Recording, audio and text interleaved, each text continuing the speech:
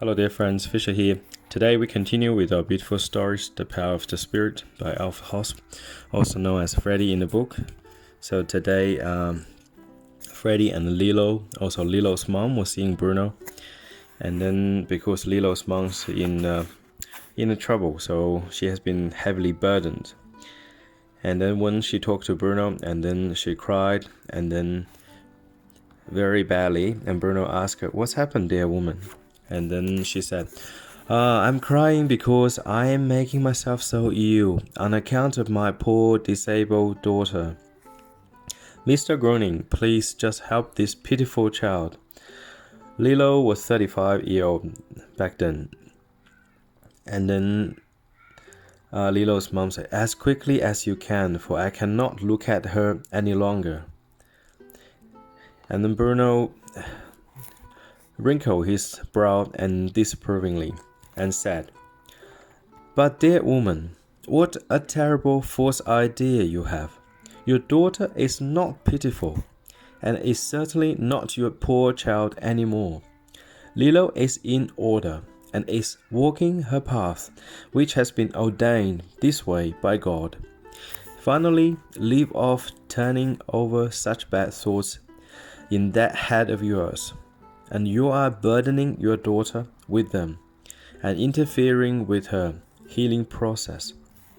But most of all, you are harming yourself with this appalling attitude. Finally, let go of evil. Now become quite calm.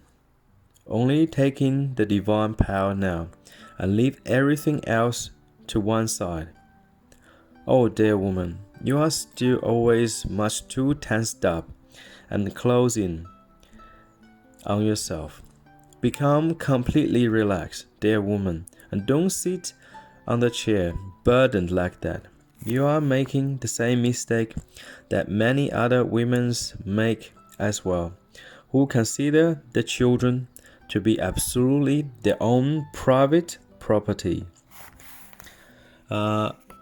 Short paragraph, dear friends, but it's very powerful. And then Bruno give a fundamental idea that we human being has been holding around for thousands of years. So we consider our children our own properties. So we always say my children, okay, my daughter, my son. They don't belong to us. So we're here on a journey. Our children only belong to God, and that is all. So we are here to see them, to protect them when they are little, and then once they grow up, become adult. And then they will be on their own journey to be independent. They will be on their own journey and to walk on the divine path. So we do not hold them back. This is a very wrong idea. And Carl Jung once said, the man-child. So basically it's the mother complex. And then a mom especially always holding her children, especially her sons, very, very tightly, as if the children is the mom's own properties. And then they cannot afford to lose it. We're here on a journey. And then it happens, we come to the same family, and then you have your mom and dad, and then you have the children, they come to the same family. They're here to learn to love each other. They're here to learn lessons in life, to help each other.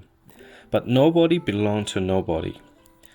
I used to have a patient, and then I see her. She used to be very happy before her husband passed away. And then after her husband passed away, and she went down so much, and she's in her probably late 70s. And then I could tell she's been grieving for years and then couldn't get over it. And then fundamentally, do you realize your husband do not belong to you, nor does your wife. We don't belong to each other. We're only here to help each other, to love each other, to walk, to make a good life for each other.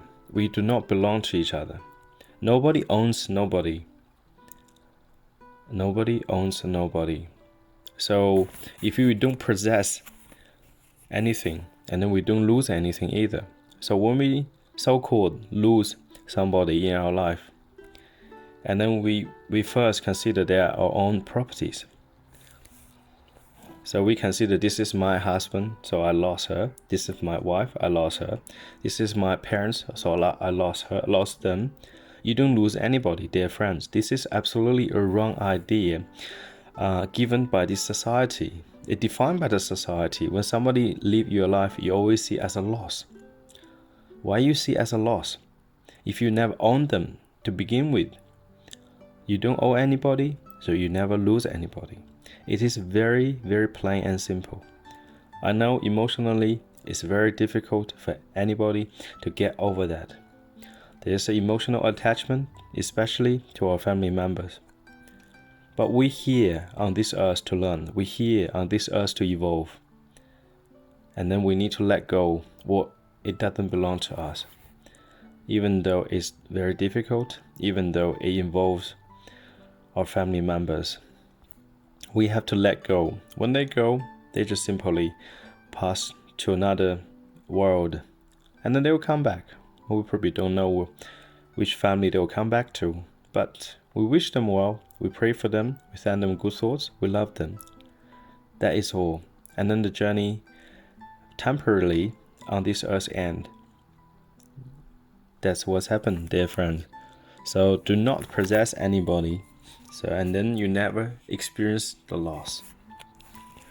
And also we have a false idea of discriminations, and then against some people disabled, we always believe there's something wrong with them. Everybody here on the journey, regardless their physical or mental capacities.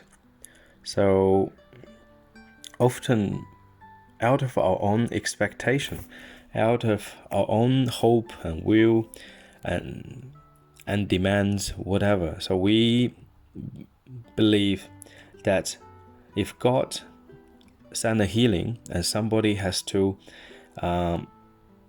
recover from their disability or so-called disability, and then even though today in our society we define people, the disabled people, as disabled, but they are actually fulfilling their purpose, the perfect purpose of their life. Everybody has their own missions, so we do not judge them, so we do not pity them. So they are as good as ours. They are as good as our own body. So it's just because they are physically or mentally different to us, it doesn't mean they are not made of the same material like us. So again, they have their own journey and tasks to complete on this divine earth. And then we do not interfere that. Don't hold around expectations. So something has to happen. No, it doesn't. Everything has to serve a complete, ultimate purpose for one's spirit. So God calculates this way. So whatever happens in life, does it benefit this person the most, spiritually speaking? That is what God calculates. Imagine if you in a very well established family, very wealthy, you have never have run out of your money. Will you work hard yourself to begin with? Will you try things differently? Will you think differently? You probably wouldn't, because everything comes so easy. Everything you can buy, like any material things you can buy from money. So you live a very, very wealthy life, but what do you learn from it? How much do you learn from it? That is always a question. So seemingly the earthly value of wealth does not always agree with God's divine purpose. So always see the one as the way they are. And do not pity them, but rather love them. So you do not burden yourself with your wrong ideas, your wrong thoughts, and you do not burden their journey with your thoughts. Okay, dear friends, I wish you have a good day and God bless.